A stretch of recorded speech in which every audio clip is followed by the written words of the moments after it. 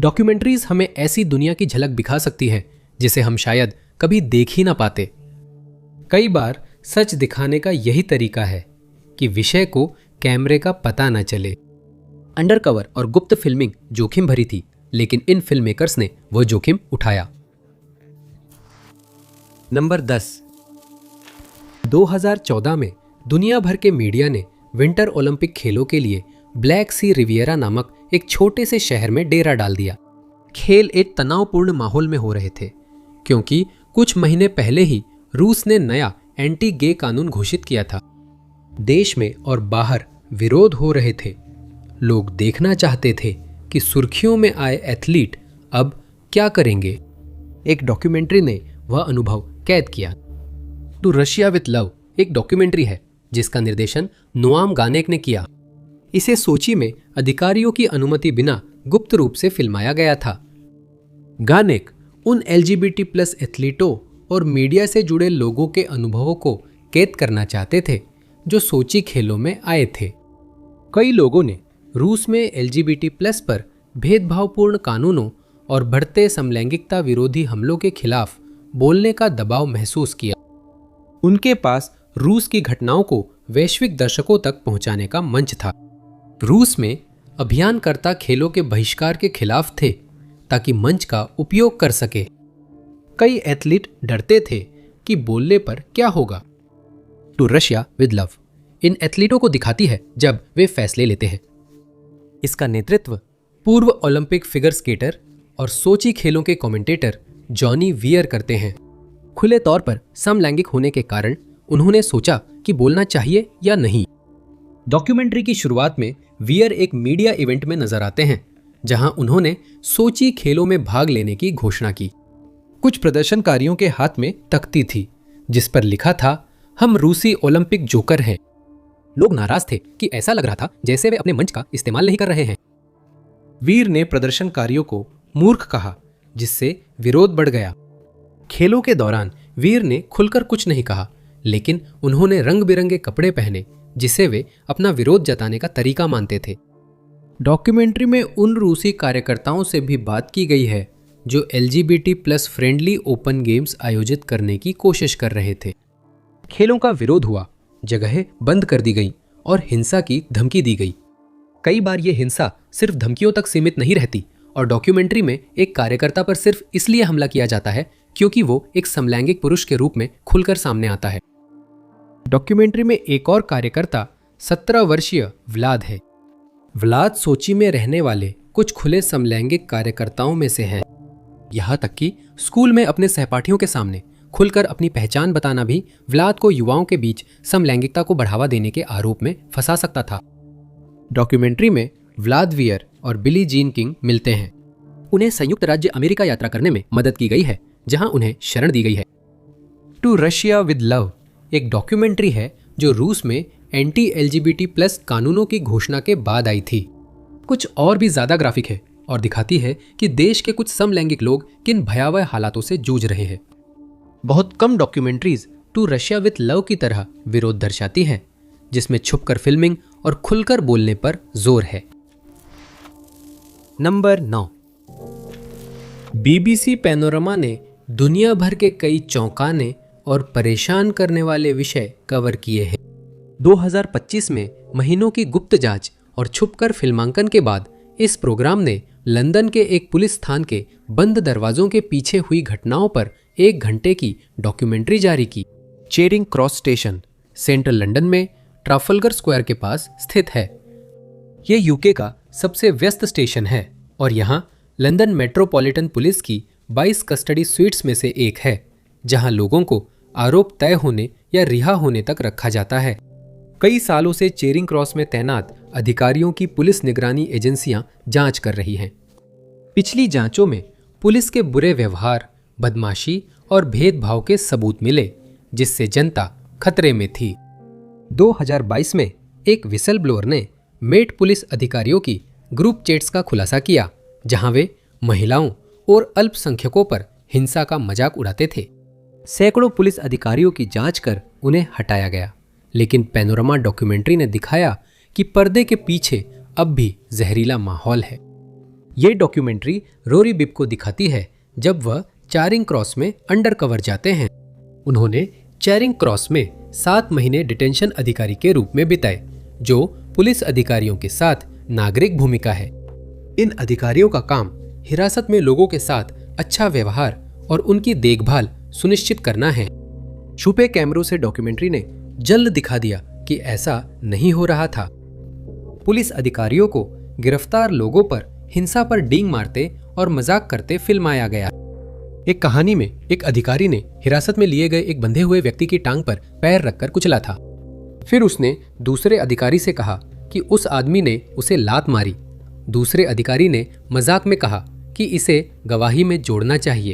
एक गिरफ्तारी के बाद अंडरकवर रिपोर्टर ने बताया कि किसी ने गिरफ्तार व्यक्ति पर हाथ उठाया। उसे ऐसे गलियारे में ले जाया गया जहां सीसीटीवी नहीं था और चेतावनी दी गई कि सूट्स में ऐसे कमेंट न करे जो जांच में बुरा लगे। डॉक्यूमेंट्री में सबसे चौंकाने वाले और परेशान करने वाले व्यक्ति सार्जेंट जो मैकिलवेनी थे। मैकिलवेनी के पास मेट में काम करने का लगभग 20 साल का अनुभव था और वह चैरिंग क्रॉस के प्रभारी थे। उन्होंने गर्भवती महिला की घरेलू हिंसा की शिकायतें अनदेखी कर दी और स्टेशन में हो रही इन हरकतों को सही ठहराया। डॉक्यूमेंट्री के अंत में पता चला कि मैकिलवेनी के खिलाफ एक महिला पर की गई टिप्पणियों की जांच चल रही थी। जांच तब शुरू हुई जब ट्रांसपोर्ट पुलिस ने इसे अधिकारियों को बताया। चेरिंग क्रॉस स्टेशन से किसी ने भी कभी इसकी सूचना नहीं दी। डॉक्यूमेंट्री में दिखाया गया कि यह व्यवहार सिर्फ हो नहीं रहा था, बल्कि इसे जनता से छुपाने की भी कोशिश हो रही थी। कई अधिकारियों ने इस बारे में बात की कि उन्हें ऐसे लोगों के सामने एक नकाब पहनना पड़ता था जिन्हें वे नहीं जानते थे। वे अपनी असली सोच सिर्फ उन्हीं लोगों के सामने जाहिर करते थे जिन्हें उन्होंने सुरक्षित समझ लिया था। डॉक्यूमेंट्री रिलीज के बाद independent office for police conduct ने दावों की जांच की। कई अधिकारियों को गंभीर कदाचार का दोषी पाया गया और उन्हें दोबारा कभी पुलिस अधिकारी के रूप में सेवा करने से प्रतिबंधित कर दिया गया। नंबर 8। 2015 के अंत में अल जजीरा की एक डॉक्यूमेंट्री ने अमेरिकी खेल जगत को हिला दिया। डोपिंग जांच में यह दावा सामने आया कि अमेरिका के कुछ सबसे बड़े खेल सितारों ने प्रदर्शन बढ़ाने वाले पदार्थ लिए थे। डॉक्यूमेंट्री के बाद कई जांचें हुई और कम से कम एक खेल सितारे को निलंबित कर दिया गया। The dark side secrets of the sports dopers में अंडरकवर रिपोर्टिंग और फिल्मिंग के जरिए एक एथलीट के प्रदर्शन बढ़ाने वाले पदार्थ हासिल करने की कोशिश का अनुभव दिखाया गया। लियम कॉलिंस एक ब्रिटिश हर्डलर है जो डॉक्यूमेंट्री के समय करीब 30 के अंत में थे। उन्हें करियर में सफलता मिली थी और वे अपनी उम्र वर्ग में दुनिया के सर्वश्रेष्ठ खिलाड़ियों में थे, लेकिन कभी ओलंपिक नहीं गए। इससे उसे अल जजीरा की रिपोर्ट के लिए बेहतरीन आड़ मिल रही। कॉलिंस ने अंडरकवर खुद को एथलीट बताया जो ओलंपिक में आखिरी मौका पाने को बेताब था। उन्होंने खुद को अपनी काबिलियत पर भरोसा रखने वाले व्यक्ति के रूप में पेश किया, लेकिन प्रतियोगिता पर बढ़त पाने के लिए कुछ अतिरिक्त तलाश रहे थे। डॉक्यूमेंट्री की शुरुआत कॉलिंस और अल जजीरा टीम से होती है जो ऐसे डॉक्टर की खोज में है जो एथलीट को प्रदर्शन बढ़ाने वाले पदार्थ दे सके। उन्होंने उत्तरी अमेरिका में ऐसे डॉक्टर ढूंढ लिए जो दुनिया के कुछ सबसे बड़े खेल सितारों के साथ काम करने का दावा करते थे। फार्मासिस्ट चार्ल्स स्लाय डॉक्यूमेंट्री के मुख्य किरदारों में बन गए। कॉलिंस ने उनसे छुपकर फिल्मांकन के दौरान मुलाकात की। स्लाय ने दावा किया कि वह गेयर एंटी एजिंग क्लिनिक में काम करते थे, जिसने कई खिलाड़ियों को ऐसे पदार्थ दिलाने में मदद की थी जिन तक उन्हें पहुंच नहीं होनी चाहिए थी। डॉक्यूमेंट्री में कॉलिंस स्लाय के अपार्टमेंट बुलाए जाते हैं और उन्हें डेल्टा 2 नामक पदार्थ मिलता है। डेल्टा 2 एक स्टेरॉयड है जिसे मेजर लीग बेसबॉल द्वारा नाम से प्रतिबंधित पदार्थों की सूची में रखा गया था। स्लाय के अनुसार कई अमेरिकी फुटबॉल और बेसबॉल खिलाड़ी इसका उपयोग करते थे। फिल्मांकन के दौरान स्लाय और अन्य चिकित्सा पेशेवरों ने कई खिलाड़ियों के नाम उदाहरण के लिए बताए जिनके साथ डॉक्टरों ने काम किया। इसका कोई सबूत नहीं है, लेकिन इसका उद्देश्य कॉलिंस को दिखाना है कि इन पदार्थों से क्या हासिल किया जा सकता है और वे कितने सफल हो सकते हैं। स्लाय द्वारा सबसे प्रसिद्ध नाम पेटन मैनिंग है। स्लाय के अनुसार गायर क्लिनिक में रहते हुए उन्होंने मानव विकास हार्मोन मैनिंग की पत्नी को भेजे। HGH केवल 3 खास चिकित्सीय स्थितियों में ही कानूनी रूप से दिया जा सकता है, जो एंटी एजिंग क्लिनिक में नहीं मिलती। इससे पता चलता है कि मैनिंग की पत्नी ये पदार्थ उन्हें दे रही थी। डॉक्यूमेंट्री रिलीज के बाद NFL और MLB ने जांच कर मैनिंग को दोष मुक्त कर दिया। डॉक्यूमेंट्री के बाद टेलर टिगार्डन को सजा दी गई। टेलर टिगार्डन उन एथलीट्स में हैं जिन्हें डॉक्यूमेंट्री में छुपकर फिल्माया गया। उस फुटेज में उन्होंने पिछले साल प्रतिबंधित पदार्थों का सेवन स्वीकारा था। उन्होंने दावा किया कि उन्होंने इसे 2 हफ्ते तक लिया था, लेकिन टेस्ट से पहले ही बंद कर दिया था ताकि पकड़े न जाएं। टीगार्डन की जांच के बाद उन्हें 80 मैचों से निलंबित किया गया। स्लाय और अन्य डॉक्टरों के दावे शायद सिर्फ डींगे थी ताकि कॉलिंस को लाया जा सके, लेकिन डॉक्यूमेंट्री ने दिखाया कि कोई भी व्यक्ति जो प्रतिबंधित पदार्थों का इस्तेमाल करना चाहता है, उसके लिए उन्हें हासिल करना कितना आसान था। Number 7, documentary the Ivory game के निर्माताओं ने 16 महीने तक गुप्त रूप से फिल्मांकन किया और एडवोकेसी समूहों के साथ मिलकर हाथी दांत के उद्योग के हर पहलू की डरावनी सच्चाई को उजागर किया। परिणाम को एक थ्रिलर जैसा बताया गया है, लेकिन आइवरी गेम में दांव बहुत ही असली है। हाथी दांत को उसकी खूबसूरती के लिए लंबे समय से सराहा गया है और दुनिया के कई हिस्सों में इसे एक लग्जरी उत्पाद के रूप में माना जाता है। 2016 में रिलीज इस डॉक्यूमेंट्री की बिक्री अधिकतर देशों में प्रतिबंधित थी, हालांकि कुछ देशों में अपवाद थे। उदाहरण के लिए यूके में प्राचीन हाथी दांत की खरीद बिक्री अभी भी अनुमत थी। चीन में नियम थोड़े अधिक नरम थे। सरकार ने डीलरों को हर साल एक निश्चित मात्रा में हाथी दांत बेचने की अनुमति देने के लिए लाइसेंस जारी किए थे। अगर नियमों का पालन होता तो देश में बेचे जा रहे हाथी दांत पर रोक लग सकती थी। अवैध हाथी दांत को कानूनी जैसा दिखाना आसान था और उपभोक्ता फर्क नहीं समझ पाते थे। The Ivory game Tanzania, Kenya, Zambia से चीन तक वियतनाम के रास्ते हाथी दांत व्यापार को दिखाता है और हर हिस्से को समझाता है। ये अफ्रीका में शिकारियों द्वारा हाथियों की हत्या और उनके शव छोड़ने के परिणाम भी दिखाता है। बिग लाइफ फाउंडेशन जैसी संस्थाओं के कर्मचारी हाथियों को शिकारियों और उन स्थानीय लोगों से बचाने की कोशिश करते हैं जो जंगली जानवरों के साथ रहकर अपनी जिंदगी गुजारने के लिए संघर्ष कर रहे हैं। लेकिन ये साफ है कि वे कितनी बड़ी चुनौती का सामना कर रहे हैं।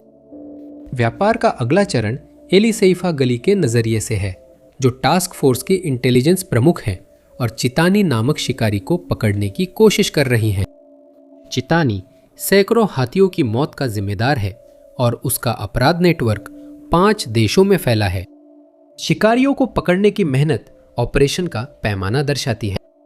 हिंद महासागर के उस पार वियतनाम और चीन में अंडरकवर रिपोर्टरों ने तथाकथित अवैध हाथी दांत व्यापार का खुलासा किया। जांचकर्ता छुपे कैमरों से दिखाते हैं कि अवैध हाथी दांत पाना कितना आसान है। भंडारण सुविधाओं से मिली फुटेज एक बार फिर दिखाती है कि यह उद्योग कितना बड़ा है, जहां अनगिनत दांत प्रदर्शित किए गए हैं और उन्हें जटिल आभूषणों में बदलने या बस तराश कर और रंग कर सजावटी वस्तु बनाने के लिए तैयार किया गया है। चीन के बाजारों में ये वस्तुएं लाखों डॉलर में बिक सकती हैं। इस व्यापार में पैसा इसे उजागर करने को बहुत खतरनाक बनाता है। अवैध हाथी दांत व्यापार से हाथियों की विलुप्ति का खतरा बढ़ता है। डॉक्यूमेंट्री के अनुसार अगर कुछ नहीं बदला तो कुछ ही वर्षों में जंगली हाथी पूरी तरह से खत्म हो जाएंगे।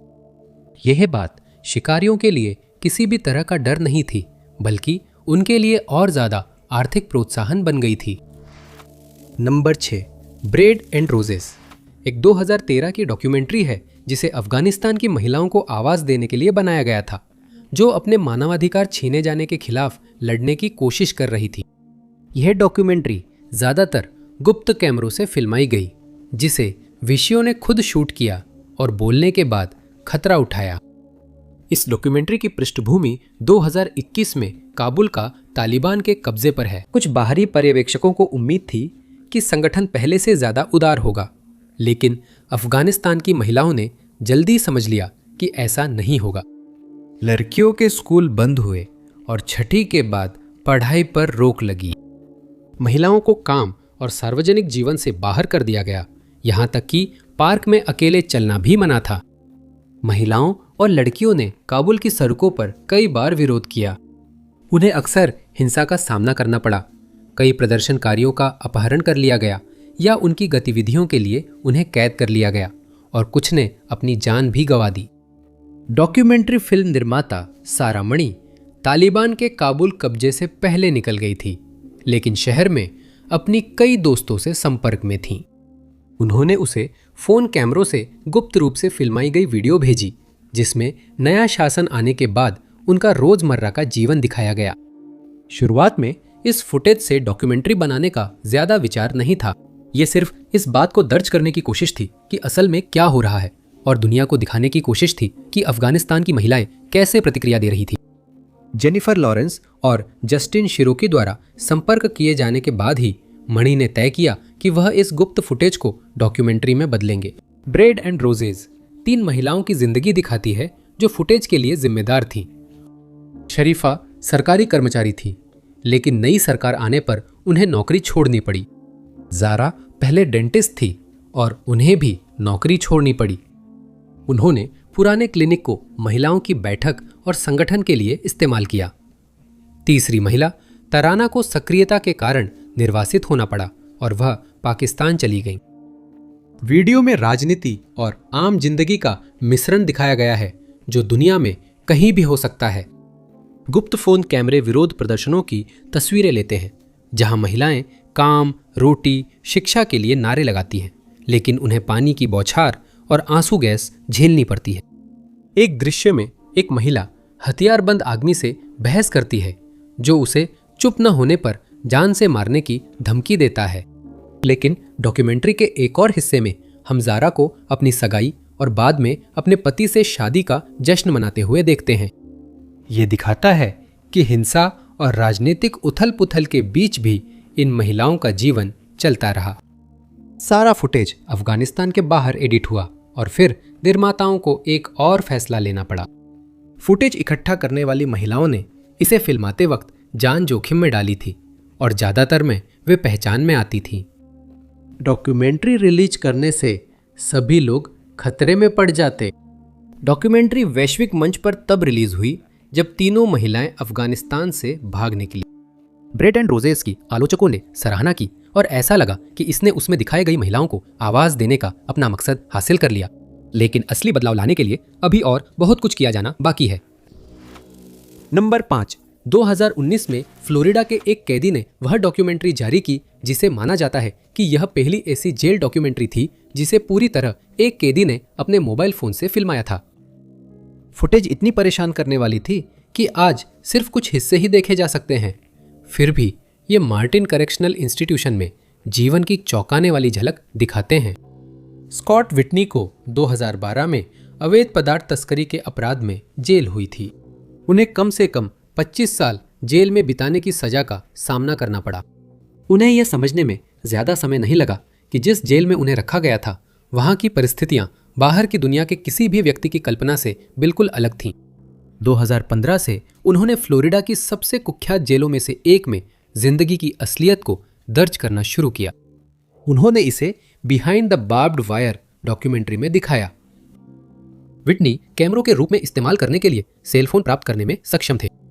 मियामी हेरल्ड द्वारा किए गए शोध के अनुसार जेल के गार्डों से आसानी से फोन प्राप्त किए जा सकते थे जो उन्हें कैदियों को बेच देते थे। विटनी ने सेलफोन कैसे प्राप्त किए ये कभी उजागर नहीं हुआ, लेकिन ये इतना आसान प्रक्रिया थी कि वे फिल्मांकन के वर्षों के दौरान जब भी फोन मिलते और जब्त किए जाते तो आसानी से नए फोन ले आते थे। विटनी ने कैमरे छुपाने के उपाय किए। डॉक्यूमेंट्री के एक क्लिप में विटनी दिखाते हैं कि उन्होंने फोन छुपाने के लिए बाइबिल को अंदर से खोखला किया। फिर उन्होंने होली शब्द के ओ में छेद किया ताकि कैमरा उस छेद से देख सके। उन्होंने बला चश्मा पहना था जिसमें कैमरा था। कई बार कैदी गार्ड्स की नजर से बचकर ज्यादा आजादी से रिकॉर्डिंग कर लेता था। रात में वह खुले में फिल्म बना रहा था, तभी एक जेल गार्ड उसके सेल के पास से गुजरा। गार्ड के पास टॉर्च है, लेकिन वह विटनी के कमरे में नहीं झांकता, जबकि विटनी सब बता रहा है। चाहे कैमरे छुपे हुए हो या खुले में। उनका इस्तेमाल जेल में होने वाली हिंसा, अवैध पदार्थों के इस्तेमाल और कैदियों को रखी गई खराब परेशान करने वाली फुटेज को कैद करने के लिए किया गया था। चूहे दीवारों के छेदों से झांकते दिखे, रसोई में फफूंदी दिख रही थी और कई कैदी अपने हथियार दिखा रहे थे जिन्हें झगड़े में इस्तेमाल कर सकते थे। फुटेज में झगड़े और लोगों द्वारा बनाए गए पदार्थों के इस्तेमाल के बाद की स्थिति दिखाई गई थी। गैरकानूनी मोबाइल फोन के साथ पकड़े जाने पर सजा का खतरा रहता था, जो आमतौर पर एकांत कारावास के रूप में दी जाती थी।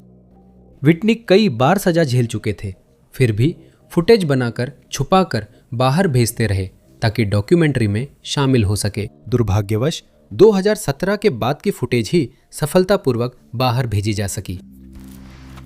नंबर 4, नासरीन। मानवाधिकार वकील और कार्यकर्ता नासरीन सुतुदा की कहानी बताती है, लेकिन कई प्रोफाइल डॉक्यूमेंट्री से अलग सुतुदा की कहानी शूटिंग के दौरान ही सामने आ रही थी, जिससे निर्माण प्रक्रिया सभी के लिए बेहद खतरनाक हो गई थी। नासरीन सुतुदा एक मानवाधिकार वकील है जो 2003 में लाइसेंस मिलने के बाद से ईरान में महिलाओं, बच्चों और अल्पसंख्यकों के अधिकारों की रक्षा कर रही है।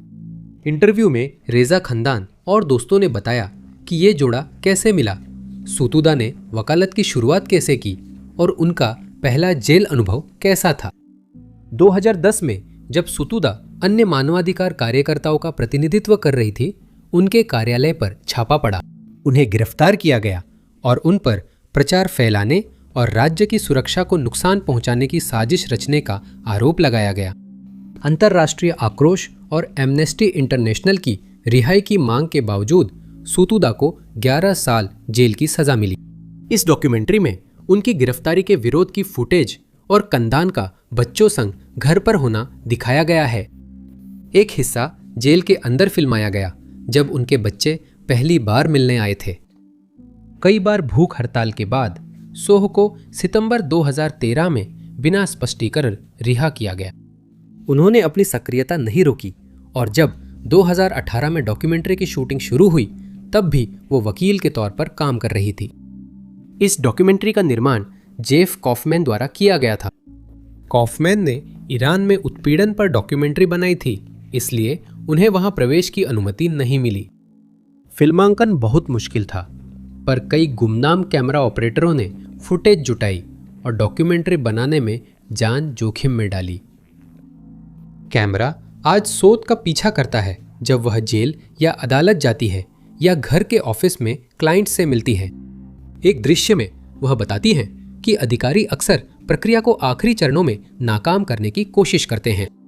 इस मामले में उन्हें एक क्लाइंट को जो हिजाब न पहनने पर गिरफ्तार हुई थी, जमानत दिलाने कई बार जाना पड़ा। एक और दृश्य एक अदालत कक्ष में होता है जहां वह विरोधी वकील से उसके द्वारा केवल तथ्यों के रूप में प्रस्तुत किए गए दावों के लिए सबूत पेश करने के लिए कहती है। कोई सबूत नहीं है, सोता दे चली जाती हैं। फिल्मांकन के बीच में हुए उस घटनाक्रम के बिना भी यह डॉक्यूमेंट्री काफी असरदार होती। जून 2018 में उन्हें कई आरोपों सहित प्रचार प्रसार के लिए गिरफ्तार किया गया। असल में उनकी गिरफ्तारी उन महिलाओं के बचाव के कारण हुई थी जो हिजाब नहीं पहन रही थी। पूरी फिल्म के दौरान सोताडे कई बार यह टिप्पणी करती हैं कि अनिवार्य ड्रेस कोड का इस्तेमाल महिलाओं को दबाने के लिए किया जा रहा है। उनका कहना है कि हिजाब पहनना महिलाओं की व्यक्तिगत पसंद होनी चाहिए। इसे थोपना दर्शाता है कि उनसे कुछ भी कराया जा सकता है। गिरफ्तारी डॉक्यूमेंट्री के अंतिम चरण में हुई थी और रिलीज के समय यह पता नहीं था कि इस गिरफ्तारी का नतीजा क्या होगा। डॉक्यूमेंट्री में सुतादे आणि मध्ये परिवारा बिंचे ड्राउनी फोन कॉल्स शामिल है, जिनमें एक ऑटोमेटेड मैसेज भी होता है जो सुनने वाले को सूचित करता है कि ये कॉल एविन जेल से आ रही है। सुतादे अपने बच्चों के लिए आशावादी रहने की कोशिश करती है, लेकिन अपने पति को बताती हैं कि उन्हें सीने में दर्द हो रहा है। डॉक्यूमेंट्री के अंत में बताया गया कि सोतादे को 38 साल की जेल हुई। तीसरा, एस्केपिंग एरिट्रिया एक डॉक्यूमेंट्री है जो अफ्रीका के उत्तर कोरिया कहे जाने वाले देश में जीवन की सच्चाई दिखाती है। एरिट्रिया के अंदर फिल्माई गई ज्यादातर फुटेज गुप्त कैमरों का इस्तेमाल करके रिकॉर्ड की गई थी और फिर उस फुटेज को बाहर तस्करी करके दुनिया को दिखाया गया कि वहां क्या हो रहा है। ये 2021 में आई थी। इसे बनाने में 5 साल लगे। डॉक्यूमेंट्री में निर्माताओं ने बताया कि फिल्म बनाना कितना मुश्किल था और इसमें देरी क्यों हुई। डॉक्यूमेंट्री की शुरुआत में दर्शकों को माइकल नाम से पेश किए गए एक व्यक्ति से मिलवाया जाता है। माइकल के इरिट्रिया से भागने और यूरोप में बसने के बाद निर्माताओं ने उसकी पहचान छुपाने की कोशिश की है, लेकिन वह अभी इस बात को लेकर चिंतित था कि कहीं उसकी पहचान ना हो जाए और उसके प्रियजनों को इरिट्रिया में कोई नुकसान न पहुंचे। इरिट्रिया में माइकल को अनिवार्य सैन्य सेवा से इनकार करने पर कैद किया गया। डॉक्यूमेंट्री के मुताबिक इरिट्रिया में 18 साल के सभी युवाओं को सैन्य प्रशिक्षण दिया जाता है। सेवा अनिवार्य है और इसकी कोई निर्धारित अवधि नहीं है, यानी लोगों को उतने समय तक सेवा करनी पड़ती है जितना सैन्य सरकार चाहती है। ये उन कारणों में से एक है जिसकी वजह से अब इतने सारे इरिट्रियन शरणार्थी बनकर दूसरे देशों में रह रहे हैं। माइकल 4 साल तक जेल में था। एक सहानुभूतिपूर्ण जेल प्रहरी ने मदद के लिए कैमरा छिपा कर दिया ताकि वह अपने अनुभव दर्ज कर सके। उसने कैमरा अपनी जैकेट की जेब में छुपा लिया और अपने साथी कैदियों में से सिर्फ एक को छोड़कर बाकी सबसे इसे छुपा कर रखा। फुटेज में दिखा कि कमरों में कैदी एक दूसरे से सट कर लेटे हुए थे, जहां मुश्किल से हिलने की जगह थी। माइकल की फुटेज देखना परेशान कर देने वाला था, लेकिन यह इन जेलों की घटनाओं की सिर्फ एक झलक थी। हन्ना पेट्रोस सोलोमन इंटरव्यू देने वाली है जो पहचान नहीं छुपाती। वह इरिट्रिया से भागी एक शरणार्थी है। उन्हें सैन्य सेवा से बचने की कोशिश पर कैद किया गया और अपने इंटरव्यू में वो कैदियों के साथ हुए भयानक व्यवहार के बारे में और अधिक बताती हैं और ये भी बताती हैं कि कैसे उन्होंने अन्य कैदियों की चीखें सुनी जिन्हें यातना दी जा रही थी। सोलोमन के माता पिता का उस शासन ने तब जबरन गायब कर दिया था जब वो छोटी थी। उनके पिता कभी रक्षा मंत्री थे, लेकिन राष्ट्रपति के खिलाफ बोलने पर गिरफ्तार हुए। उस वक्त उनकी मां अमेरिका में पढ़ रही थी। वह वापस आई, लेकिन एयरपोर्ट से बाहर निकलने से पहले ही उन्हें गिरफ्तार कर लिया गया। फिल्मांकन के दौरान सोलोमन को अपने माता पिता का पता नहीं था। डॉक्यूमेंट्री में दिखाया गया है कि इरिट्रिया से फुटेज पाना बेहद मुश्किल है।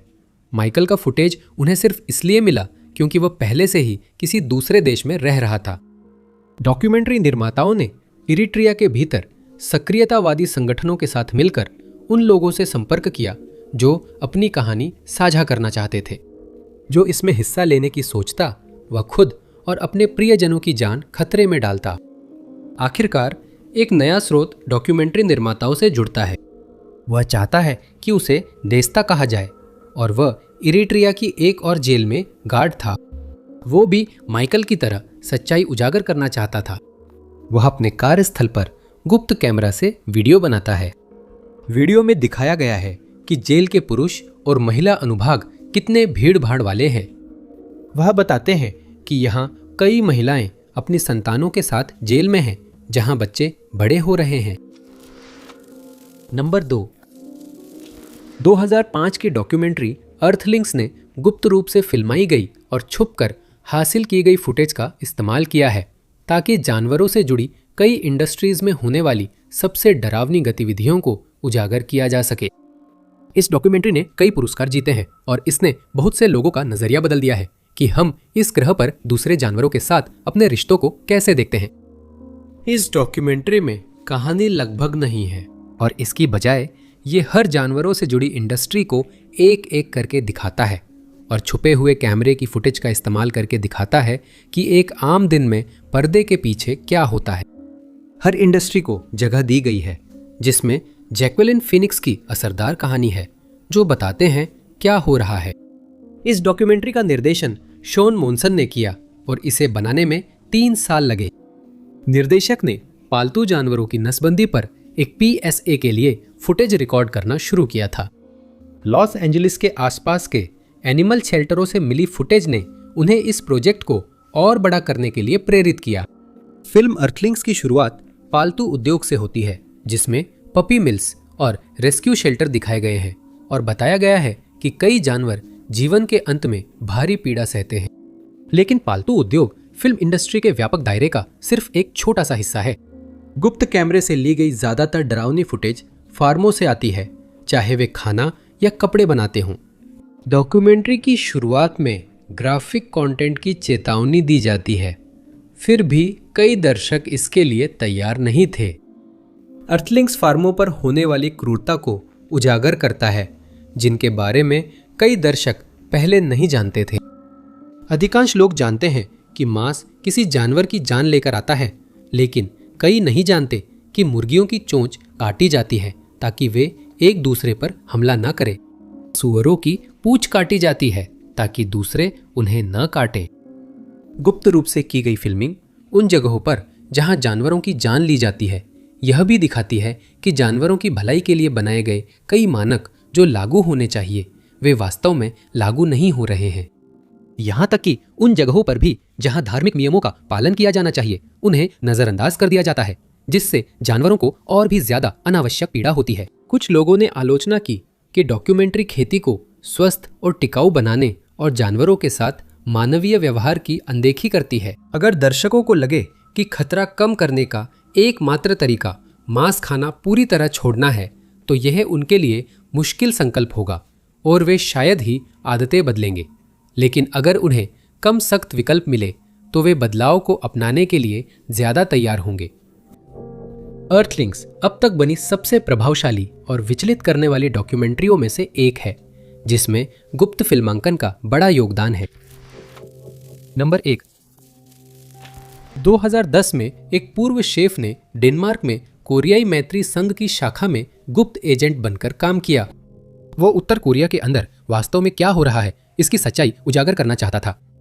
10 साल बाद उसने मिशन पूरा किया, लेकिन वह किसी सरकारी एजेंसी के लिए काम नहीं कर रहा था। वो मैड्स ब्रूगर की डॉक्यूमेंट्री में शामिल था। उल्रिच लार्सन को the mole undercover in north Korea में मोल बनने की प्रेरणा मैड्स ब्रूगर की दूसरी फिल्म देखकर मिली थी। 2006 में ब्रूगर ने documentary the Red Chapel release की, जिसमें कलाकारों का एक समूह उत्तर कोरिया सांस्कृतिक आदान प्रदान के लिए गया था। ये डॉक्यूमेंट्री उत्तर कोरिया में लोकप्रिय नहीं थी और ब्रूगर के लिए इसे अकेले आगे बढ़ाना असंभव था। लार्सन ने ब्रूगर को आइडिया बताया।